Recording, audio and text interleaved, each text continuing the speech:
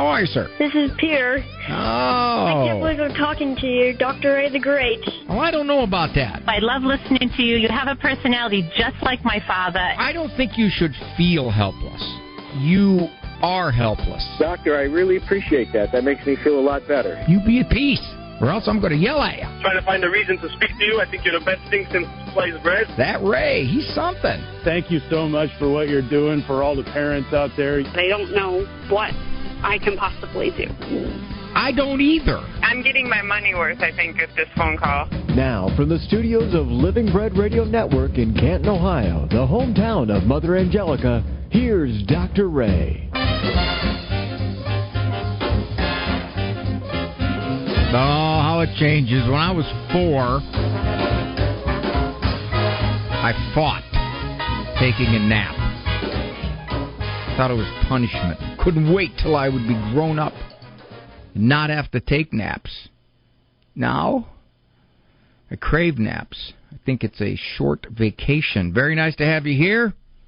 The doctor is in. Program number is 877. You got that? 573. You got that? 7825. I was wondering, does that make it harder to remember if there's a pause so you can digest the 3 digits and then the 4th digit? 877-57 equal is the number to call to get onto the program. I'd love to hear from you. Questions about the stuff of life. I'm a psychologist. That's what I do for a professional living here on the radio. I can educate, give a few ideas, thoughts. We can put our heads together. Whether it's a particular situation for you, unique, individual, or a general situation, something that you don't understand, perhaps about the culture as it relates to your well-being or your faith, perhaps about terms you've heard flung around. You're not really sure what they mean. Got an email just recently that said, Dr. Ray, what's a nervous breakdown? What does that mean? Anything like that. I know a lot of people, I've gotten into really heated conversations at any parties or anything like that about pseudosciensis. You know, and I mean, there's just a lot of different opinions on that. Everybody and their brother has some perspective on pseudosciensis. And I said, gee. So if that's been bothering you, if it's keeping you awake at night, you can call in, ask about pseudosciensis. The number here is 877-57 equal. You'll get Eric Dumont, call Screamer. And Andrew Kruchek is manning the boards. Kind of sounds like a little lingo, a little basketball lingo. All right. I want to double dog dare you to call me. The double dog dare leaves wiggle room. You really don't have to. I won't do this unless I have to. I would triple dog dare you to call me. But then we'd have all male callers, because male callers feel obligated. They feel compelled to call. You triple dog dare a guy, he's got to do it. I want you to climb to the 12th floor of that building, jump out the window into that bucket of water. All right, give me time to get up there.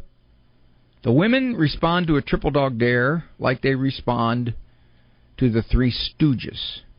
That's ridiculous. Not doing that. Not even watching that. That's silly. Yeah, women they do not feel compelled by the triple dog dare, so I don't even want to use it on women. But I do double dog dare you, along with no reversies, no takebacks. Okay, enough of that badinage. A lot of moms, particularly, even though they don't live on a farm, know an awful lot about pigsties. They do. They are judges of the quality or the deterioration of a pigsty. My mom was. We grew up in a little ranch house, little suburb. But when she came to my room, she knew. She could assess. This is the worst pigsty I have ever seen. And I said, Mom, how many pigsties have you seen? How do you know it's the worst one? But she knew this, and I never could figure out how my mom would know this. I would say just from talking to parents, under 10% of kids keep their room non-pigsty, or at the very least cluttered, or landfill. Now, why would this be? Why would they not want to take ownership of their immediate environment, which is their room, or perhaps they share it with a sibling, although with the size of the family shrinking, there's not too many kids who have to share bedrooms with siblings anymore, except you bigger families. Why would they not want to keep it somewhat straightened up? And for sure, make their bed. Now, I have no actual statistics on this, but I think it's under 10%. Perhaps under 5%, especially with boys. Why is this? I think one of the reasons is too much stuff. Too much stuff. They've got so many things in there, so much clothes. The average 14, 15-year-old wardrobe dwarfs the wardrobes of people 100 years ago. Dwarfs it. So that's one reason. I think another reason is they don't live on a farm anymore, so they don't have chores. They don't get up at 4 in the morning and do things. They don't have to. They don't have to lend a hand in making the household run. When you don't have that many chores, you're unlikely to do something that really isn't required of you. It's not required to keep that room somewhat shoveled. I don't think that's a word, is it? Disheveled is a word, but shoveled, unshoveled, disheveled. Another factor is this. I don't know how many people pay regular attention to the experts, but most experts, again, I don't know the stats on this, this is just my informal reading and coming across. Most experts tell parents, leave it alone. Don't expect a clean room. It's their domain. If it bothers you that much, just close the door. Now, I tell parents who believe that, you better get yourself a steel reinforced door because animals can gnaw through wood. What is it that these experts are telling you? You don't have the right to expect a somewhat organized room. Even if for nothing else to be the first lesson in life for a kid, that you have to take care of your stuff. Stuff's all over the floor. There isn't any flat surface that isn't completely covered. The bed hasn't been made unless you change the sheets. Why? Why is this? Many parents will say, well, I just don't want to fight. I don't want to fight over it. I don't pick my battles. I'm going to pick my battles. So, let me reinforce. You have every right in the world, even though it is, quote-unquote, their room, although I don't know how much of it they pay for. It's your house, and your house surrounds that room. And it's a good lesson, a first lesson in life, to keep what you have fixed, right, respected. Why would that not be? But, Dr. Ray, how do you get them to do it? Oh, there's a whole bunch of ways you can do that. You can set inspection times. Saturday at 10 a.m., assuming they're awake. Wednesday night at 6. Room has to be cleaned to your satisfaction, not to theirs, to yours. Otherwise, you'll find a pile of clothes somewhere hidden behind a dresser. Or there's no privileges. You have nothing. No privileges begin of any kind until that room is the way it should be. You can do that. I like this one. One mom told me she did this. She got a big construction bag. You know those things that can hold bricks? Big, strong construction bags. They can go up to 50 pounds. You say basically, well, either you're going to clean it or I'm going to clean it. And I don't know what you really want to keep and what you don't. And I could make mistakes. I'm going to go in there and I'm going to find out what exactly is going to go. You can do that. But if you say, Dr. Ray, I bought those clothes, I'm not going to throw out those clothes. Okay. Then go in and do a temporary. Put multiple sweatshirts in your bag, and they're off limits for 2 weeks, 3 weeks, 4 weeks. Now, if that doesn't bother the child, then that's telling you something. They've got way, way, way too much. They don't even miss it. They don't even know you were in there. You have every right as a parent to say, this is what I expect of this room. That's okay. You listen to the experts, you don't. It's their room, it's their domain, it's their private space. Yeah, well, if you're going to go in there, tie a rope around your waist, like they used to do when the priest went into the Holy of Holies. In case, because he was the only one allowed to go in there and offer sacrifice certain times, in case he had a heart attack or something happened, they'd pull him out with a rope. They couldn't go in and get him. They'd pull him out with a rope. So that's what you might want to do.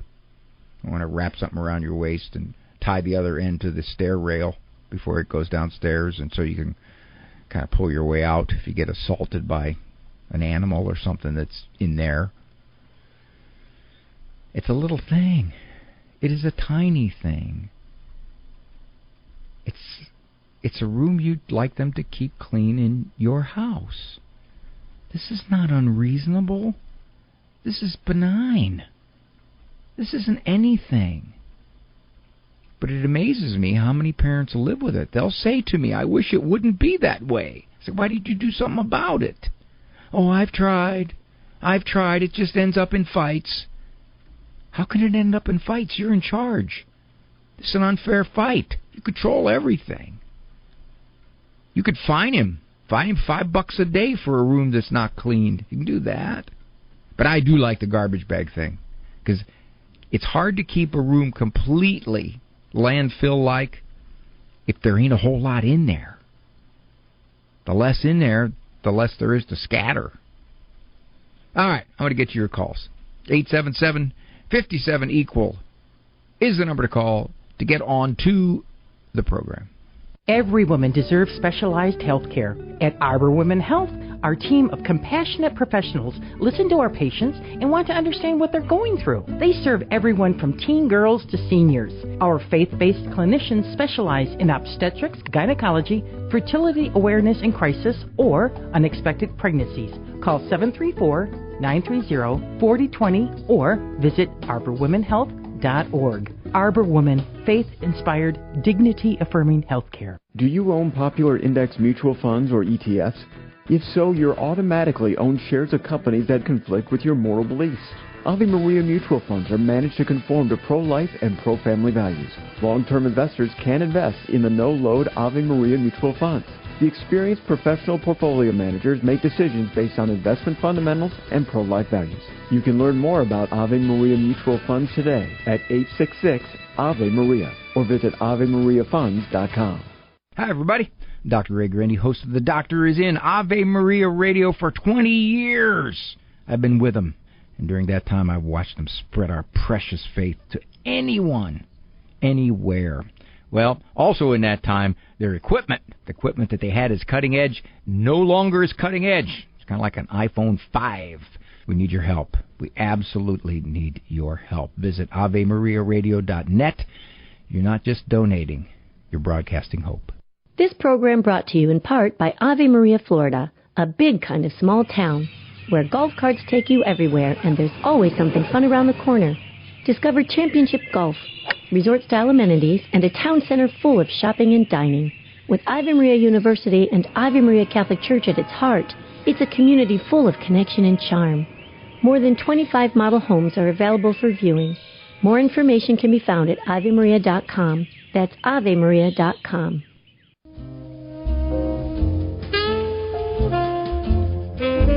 Boy, Andrew, you're going mellow on me here.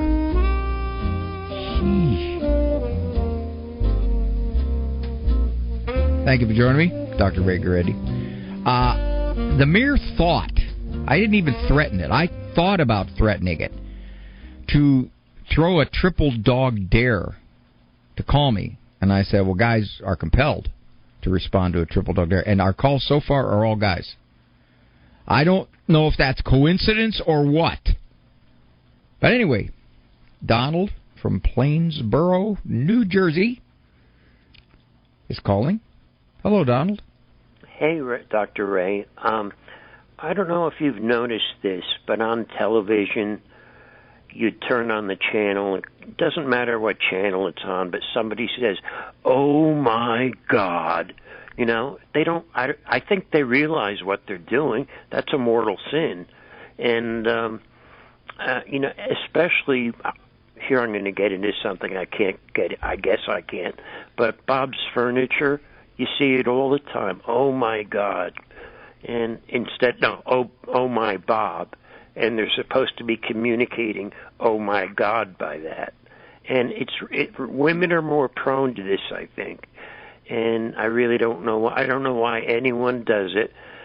The only time my father said it was when his aunt out in Indiana was murdered, and he said, "Oh my God." I think that's acceptable, but it's sort of a problem with our society. There's no respect anymore.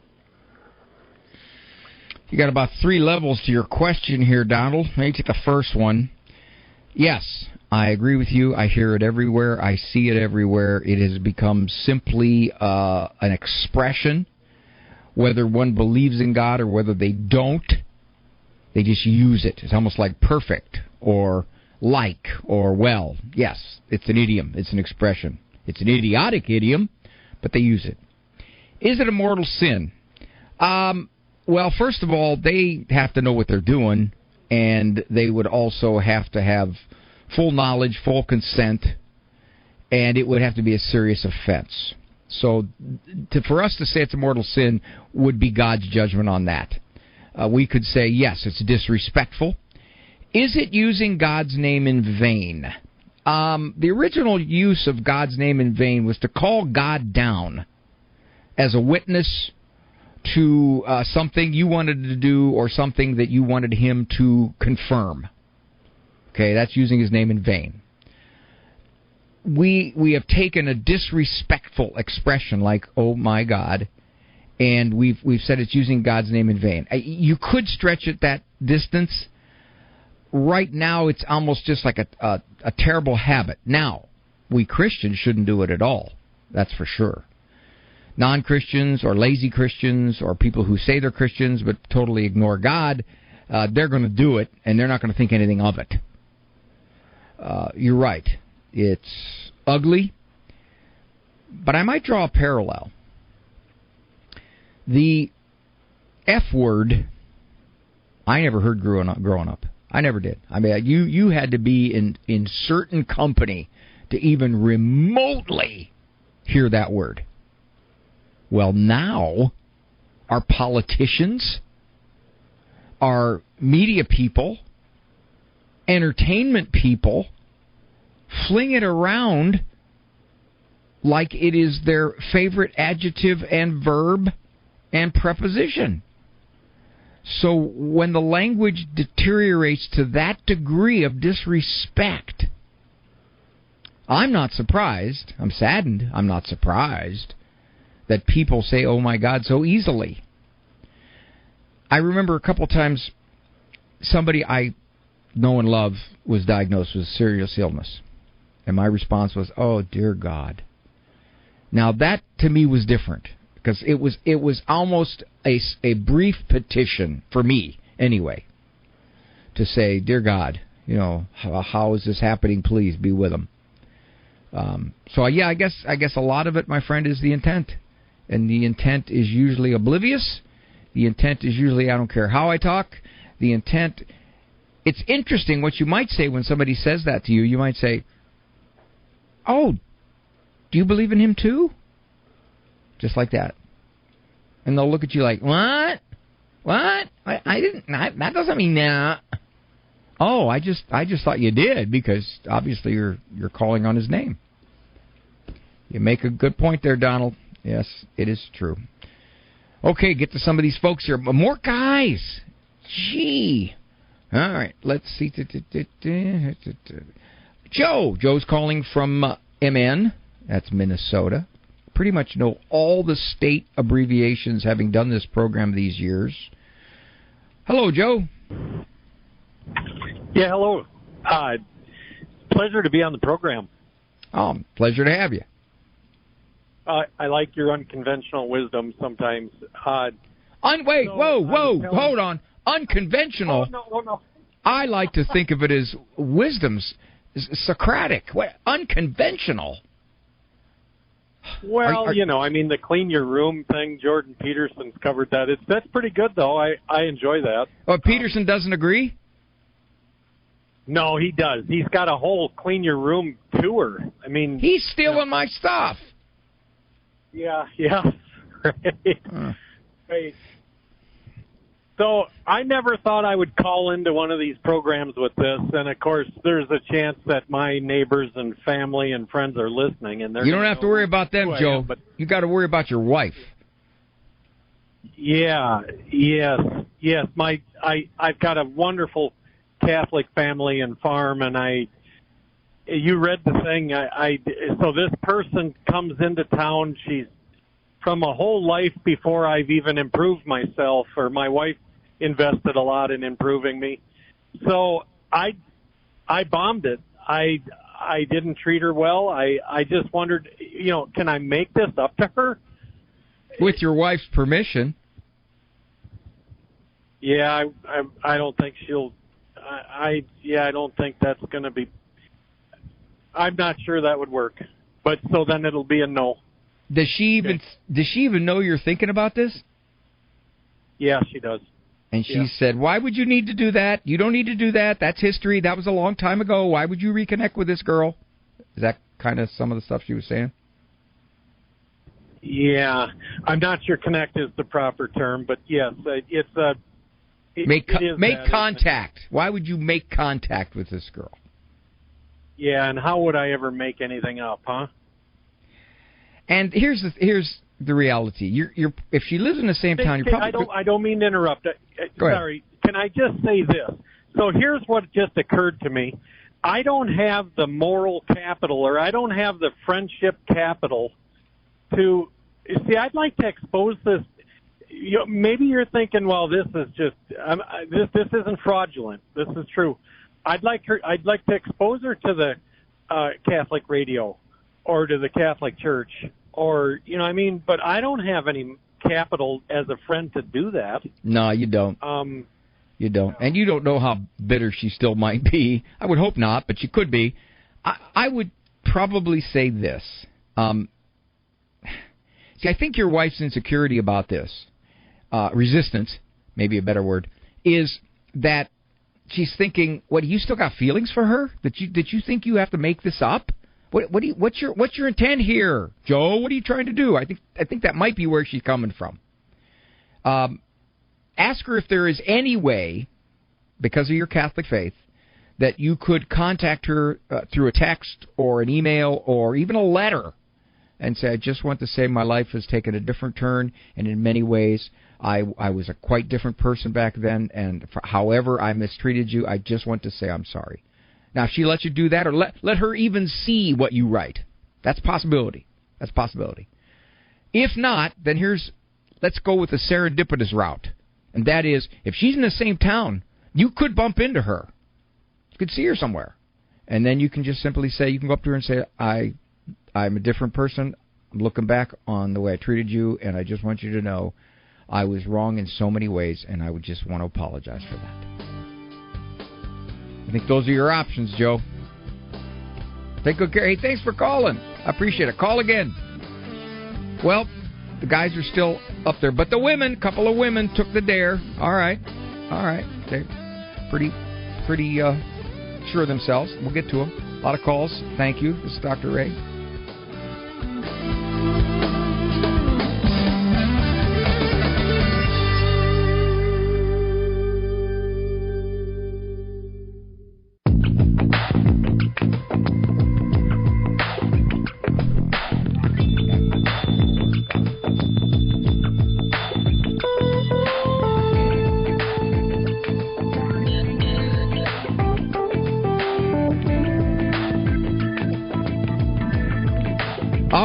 Judy. Jumping in the middle of this maelstrom after my tentative triple dog dare. Judy said, you dared women to call the show. She says, here I am. Hi, Judy. Yes. Hi, Dr. Ray. It's a pleasure to talk to you again. Well, thank you, dear. In case I lose you, I want to let you know I'm a brain streamer. A brain streamer? Yes. What is that? I don't think linear. I don't talk linear. You just did. Judy, you just did. Well, we're going to jump around. I don't talk linear. It's a very straightforward. We can do all sorts of stuff. All right, so tell me what's going on. Is that a girl thing, maybe? I hate that girl thing, guy thing. Well, girls are more verbal than guys as a general rule. They're more skilled in the language. Yeah, that's common. Maybe they can juggle more thoughts in their head. We guys are more linear in our thinking. That's true. Yeah. There's research to back that up. I really admire Donald's thoughts about people saying, oh, my God, all the time. That makes me crazy. I can't believe he was saying that. It gets me all the time.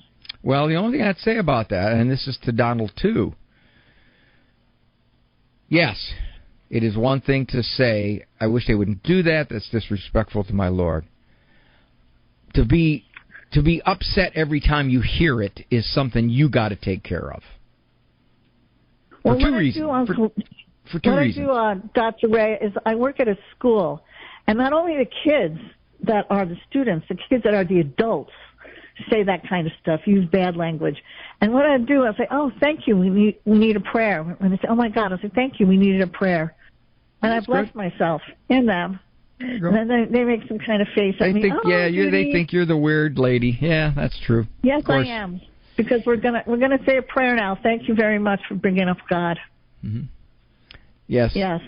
Well, thank you, but I will say this. You can't upset yourself by the way people talk because you'd be distressed constantly. Maybe in your mind you might just say, dear Lord, bless them, they don't know what they do, like our Lord did on the cross. That's one way to do it. Ray, what about the way I used to talk? I used to be trash mouth. Well, you thank God that you're not anymore. And maybe I do. Maybe that's why you're so irritated when you hear it. Because you knew that's where you were. The people I used to be so trash mouth with and apologize to them. Maybe that's Judy, what I'll do. something tells me there's too many of them. Okay? So you just make one big blanket apologize. Dear Lord, please bless the people that I talked all those years around with my nasty mouth, putting off an example of disrespect and sinfulness. Please bless all of them. Judy, thank you. I appreciate your calling. Okay, let's see. Let's get to real quick to Ken. Ken thinks this is interesting. Now, Ken thinks he's going to trip me up. Oh, Ken, come on. What do you think? I'm a rookie? God, our sins, paying everyone life. Huh? Is that right? Negative there, young Dr. Ray. Negative. What? You got another one? Listen closely, please. Thank you. God, others, self, perfect, eternal love. God, I missed the zero. What's the zero, Ken? No zero. That's God, others, self, perfect, eternal love. Okay, that's a good one. But I will say this. I'll bet there's a whole bunch of acronymic phrases for the word gospel. I'll bet. Because it comes down to someone's spiritual creativity. Right? I concur with that there, young doctor. Ken, we disconnect people for lying on this program. I'm not going to disconnect you for lying and calling me a young doctor, okay? You got half of it right. I'm not going to tell you which half. What, but you're maybe in your 50s? You're maybe in your 50s? Hey, okay, yeah. My candle, my last birthday, there was 50 candles on the cake, and that was a piece I had. Well, you're such a bright individual, and you set everyone's heart aflame. Oh, there you go. Ken, thank you so much. I was not familiar with any acronyms for gospel. So when that came up, I thought, okay, there's got to be some here. But I appreciate that, my friend. And that's a good focus for your mind rather than some of the folks who are saying, yeah, I got all these people calling in and using these phrases and this kind of language, whether it's crude or disrespectful. Ken, thank you so much, my friend. Please call back again. I got plenty of time. Let's go to Shahida. I think I'm pronouncing that correctly. She's calling from Canada. We're taking Canadian calls. I'm hoping the Canadians are still our friends. It's kind of going back and forth here. Hi, Shahida. How are you? We are. Hi, how are you? I'm fine, young lady. Good, young lady. Oh, boy. So I have a question. I have a daughter going into university next year. She's very angry, and I don't know how to explain things to her. So she is not academically crazy smart, but she works very, very hard to get her good grades. And, we're looking at scholarships and bursaries now. And a lot of the scholarships now say, hey, you can have 60% as long as you're of this skin color, and we are women of color, but you have to have a certain skin color, and if you identify as this and identify as that, and it's not merit-based. And she's starting to hate the system. She's starting to hate all of these types of things, and I tell her, don't even worry about it, focus on yourself, but she's looking at all of this as being very unfair, and I've never raised her to hate people or to hate any kind of systems or anything like that, and it's really beating her down that no matter how much she works and how hard she tries, people who don't have to work as hard are getting what she should be getting. And I just don't know how to talk to her without making her hate everything. So you want me to give you a script so you can talk to her and sound really brilliant and not give me a whit of credit for it. Is this what this I would tell her that you helped me out here. It's just, this is a big topic with young people going into university, right? And how she's working so hard and she doesn't qualify for a lot of these scholarships, but other people who don't have to work so hard are getting it, and they're getting the seats because of certain things. Now, because I haven't responded yet, yes, you may be assuming, my dear, that I do not have an answer. Okay. Oh, come on. What a rookie assumption. I don't assume anything. So. I was stalling until the hard break because I knew I'd be cut off. So you, my dear, stay right there because I got a whole bunch of answers for your daughter. You ready? So. And I'm going to get my pen and paper. Get your pencil. Get your pencil and record this. And it'll be on the Ave Maria Radio archives this date within a day or two. So if she wants to hear it, that's all you do. You just go there. This is Dr. Ray.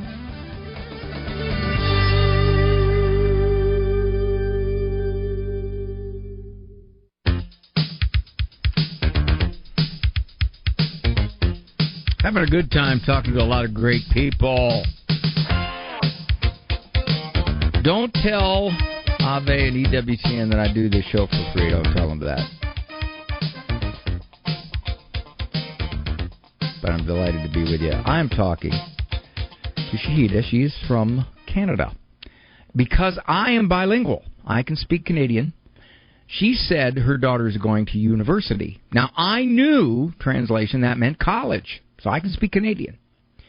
Her daughter, who is a hard worker, trying to get into college with some help financially, is finding out that she's being a little squeezed, being squeezed out a little bit by some of the standards in the Canadian university system, or probably broader in the government system in Canada, which essentially says if you fit a certain subgroup, simply because of your identity with that group, you are eligible for more money. And the daughter's thinking, well, wait a minute here. I'm working hard. I'm doing what I need to do to get in, and because I don't have the right, proper identification, I'm getting shortchanged on the money. Now, that pretty much summarizes it, Shahida? Yes, that's exactly it. I left out the hate part. You brought up the hate part, and which is big. Okay, so we're going to talk. Go ahead. It may turn into something, which I don't want, because I hear it with other friends and groups of even parents that I know whose children are going through the same thing. In the U.S., we attempted to stop a lot of that. However, there are some universities that are still ignoring it. Nevertheless, our legalities and our Supreme Court rulings have turned in the direction of you cannot do this. You cannot have blanket on the word, what it's called. Andrew, what's the word called when you allow certain groups in more than others simply because they're part of a group? You can't do that. However, in Canada, I understand you still can.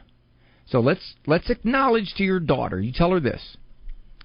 Honey, you're absolutely right. That is an unfair system. You're absolutely correct. Absolutely correct. However, there's three things here I want to share with you. One, the fact that you are working and getting in because of merit and because you have a discipline, a work ethic, you're going to, by and large, be ahead of those people who slide in because of other factors other than their ability. You're gonna. In the short run, it's going to show up. It's going to happen. Right? There's statistics here in the U.S. that say the failure rate for those who have been allowed into college and universities on the basis of special selection is much higher than the general college population. So that's one thing. Her work ethic is going to serve her well. She'd much rather have that work ethic than that temporary one-upmanship because she belongs to a certain identity group. That's one. Two, if you're going to be upset, honey, about this being unfair, you're going to spend a lot of your life being upset about a whole lot of things that are unfair. Yeah. That's right. So that's two. Three, you can be disenchanted, you can be upset, but you can't hate. Right. You might hate the system, but you don't hate people who in the short term benefited by the system. Because if she goes to college and she starts thinking, I wonder how you got in. I wonder how. If she starts doing that, she's going to become a bitter person. And all that's going to do is eat her up. Not going to do anything to them. They're not going to say, gee, I feel so bad because, Shahida thinks I got in unfairly. I can't get any sleep now because of that. They could care less. What she's doing is eating herself up. Now, I know I said a whole lot here. But if you go, as I said, to AveMariaRadio.net, this date, July 31st, you can hear this. You can have your little daughter hear this. And she may say, Mom, I don't buy it. That guy sounds as dumb as you. I knew you'd call him just to back you up. He doesn't know what he's talking about. She could say that. What's your daughter's name, Shahida? Jenna. Hey, Jenna. This is Dr. Ray. She's working right now. No, you're going to listen to this on AveMariaRadio.net. Okay, yep. Am I going too fast for you here, Shahida? Come on. No. All right. Hey, Jenna. Listen to your mom. She's right. The hate will eat you up. Here's the other thing. The U.S. went through a period like that, and it started to adjust. My suspicion is Canada will do the same thing. They will start to adjust because there will be people who will start, they will start suing. That's what will happen. And then they will have to rethink this whole policy of letting you in because of identity points. Thank you, Shahida. Delightful call. Thank you so much. I do speak Canadian. I can say university, and I can say about. Listen to this. About. Right. See that? About. All right. Have a great day. One other thing. Yeah. A? Yes. A? Okay. You know what I heard, how Canada got its name?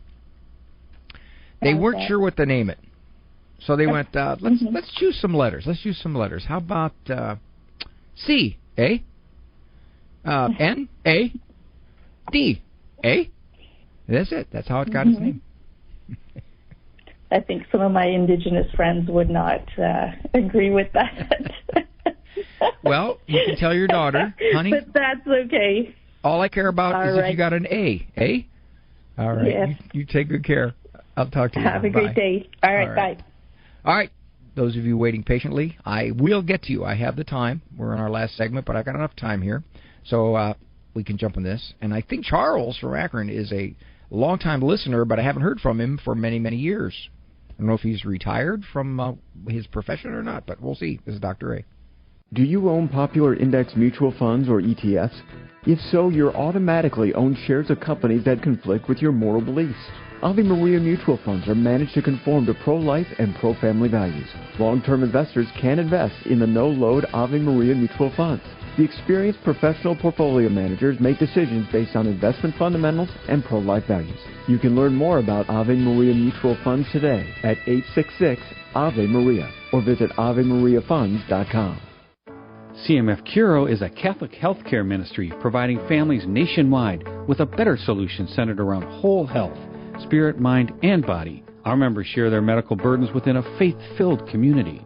At CMF Curo, our members have access to a spiritual director, concierge services, and other health and spiritual resources. Find out if CMF Curo is a better solution for your family. Visit mycatholichealthcare.com. That's mycatholichealthcare.com. Hi, it's Teresa Tomio from Catholic Connection. Not having a will puts an unnecessary burden on your children. At mycatholicwill.com, a legal will is as simple as 15 minutes filling out information about your family. The standard cost, only $79.95. However, thanks to our partnership with mycatholicwill.com, when you use a promo code AVE, that's AVE, your will is absolutely free. No hidden costs whatsoever. So visit mycatholicwill.com. Underwritten in part by the following nonprofit. Do you feel as though life is flying past you? Are you desperate for a way to find moments of peace and quiet? Lord, Teach Me to Pray, the free Ignatian prayer series, will open your heart to His voice, to the peace you are seeking and the only love that fulfills the human heart, Jesus. God is calling you to true joy, knowing Jesus personally. Lord, Teach Me to Pray is free. Go to LordTeachMeToPray.com, click on the red box, order the Lord, Teach Me to Pray series now. Go to LordTeachMeToPray.com.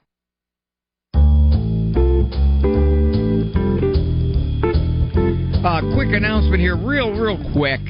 Good Lord permitting, and I've been beating this drum for a while because Station of the Cross has great potential to give a huge audience. Living Right with Dr. Ray, taping August 19th and 20th in Buffalo at the WNED Studios, 5 and 7:15 both nights. Father Larry Richards will be there the whole night on August 19th. If you'd like to be part of the audience is a critical part of the show. We have a lot of fun with the audience. They ask questions.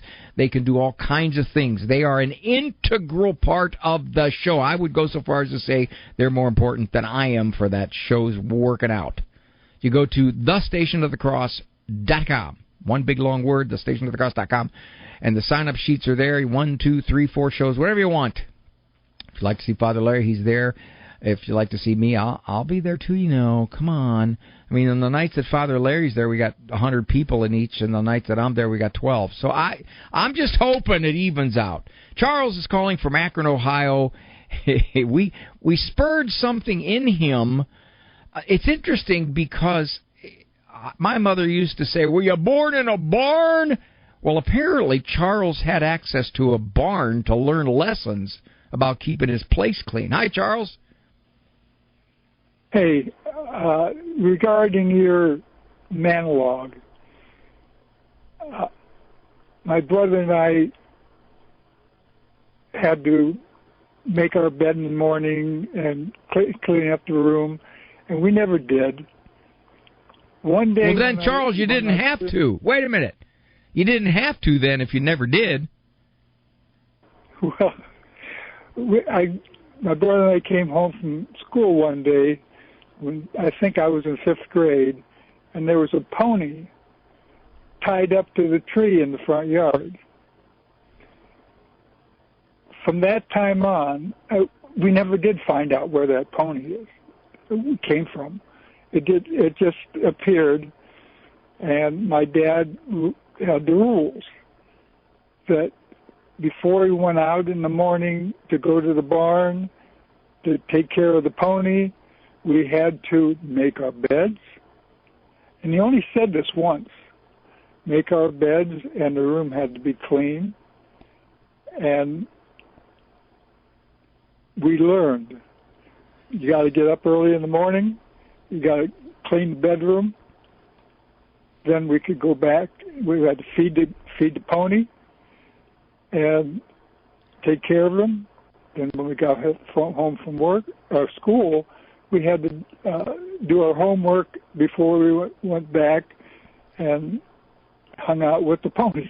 Charles, I got to tell you something. Now, I've written places in some of my books on this whole ruined room problem, but I have never yet in any of my books suggested if you want your kid to have a clean room, buy him a pony. I hadn't thought about that one. I don't know how many people who buy my books have a barn, but I'm gonna suggest that next time. The perfect solution to getting your kid to make his bed, buy him a pony, or maybe a gerbil or something. No, that's a great idea, Charles. You learned responsibility because you had to and you wanted to. I thank you, sir. Rose from Washington, married 20 years, says her husband's in a rut. I don't know what kind of rut that is. Hi, Rose. Hello, Rose. Hi, Dr. Ray. Good morning. Thank you for the call. Afternoon. Thank you for taking my call. I was just wondering if you had any tips. Oh, sorry.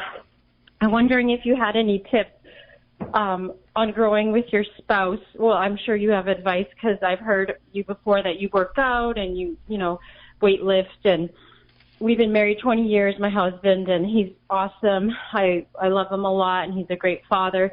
But in the last 5 years, his parents have passed away, and in the duties of being a husband and father and kids' activities, so kind of like not taking care of the body, eating late at night, potato chips, candy, things that aren't really healthy. I don't want to be a nag. I try to keep fitness important and eating healthy, but what do you what's your rule about, or not rule, but just maybe helping him to grow? How old are your kids, Rose? Weight, 17, 15, and 13. Perfect age for them to say, Dad, we love you so much, and we want you to be around. Want you to be there at our weddings. Yeah. Want you to be there when we graduate college. Dad. Yeah. Do it for Mom and us. The kids will tug at his heartstrings. Yeah, you're right. He may just view you as a bit of a nag. It's like, come on, Rose. But not the kids. Not the kids. Sit down with them. Say, hey, guys, are you as concerned as I am about Dad just kind of letting himself go physically? Well, I never noticed. Especially if they're boys. We have a dad? Yes, you do have a dad. I'll show you his picture. But you can tell them, hey, guys, which one of you, or all of you, are willing to go to Dad and tell him how much he means to you, and you want him to be around for a long time, and you want him to be around to be a grandpa to your kids. Yeah. Now, if that don't move him, Rose, if that doesn't move him, then unfortunately a health problem may be the thing that moves him. Yeah. Thank you, Dr. Ray. We'll have a sit down, and maybe the girls can talk with him. Oh, the girls will do it. Oh, you didn't tell me they were girls. Oh, my gosh. But tell them not to bludgeon him for an hour and a half. Keep it somewhat short. Yeah, because my dad passed away when I was younger and 14. So. Well, sure, I could see you're sensitive on that. Of course. Yeah. You want history. Well, I now, fortunately, here's the good news. Fortunately, God made our bodies pretty durable, so they can take a lot of mistreatment for a long time. for most of us.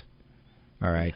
But if he's 50 years old, this is definitely time to start making some changes. And I think if you can get him to go get a good physical and he could find out what his blood work looks like, he might go, whoa, cholesterol 276, not good. Yeah.